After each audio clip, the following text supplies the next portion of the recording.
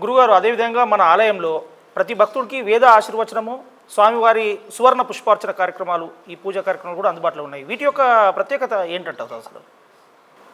భగవంతుడికి చేసేటువంటి భక్తులు సమర్పించుకునే పూజలన్నీ కూడా బ్రహ్మ ముహూర్త కాలంలోనే ఉదయం 7:30 తోటి అన్నీ అయిపోతాయి.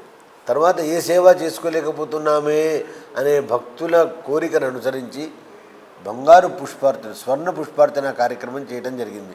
స్వామిని ఆస్థానంలో వేంచేపు చేశాం. బంగారు పూలతో 108 బంగారు పూలతో స్వామివారిని అర్చించడం జరుగుతుంది అష్టోత్తర నామంతో.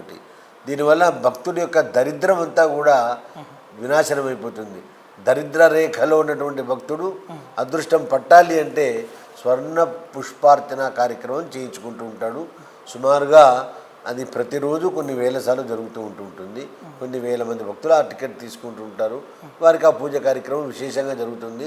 స్వర్ణం పవిత్రమూలం, అపవిత్రం అనేటువంటిది మనిషికి అంటకుండా చేసేటువంటిది స్వర్ణము. లోహాల్లో స్వయంభూతత్వం కలిగినది స్వర్ణం. శిలల్లో సాలగ్రామ శిల ప్రత్యేకత.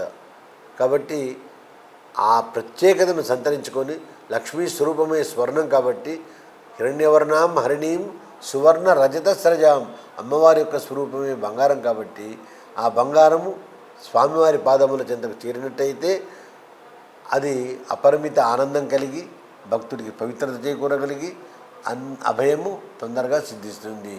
అదేవిధంగా 50 దేవతాస్థ 33 కోట్ల దేవతలందరూ కూడా బ్రాహ్మణునిలో ఆవహించి ఉంటారు.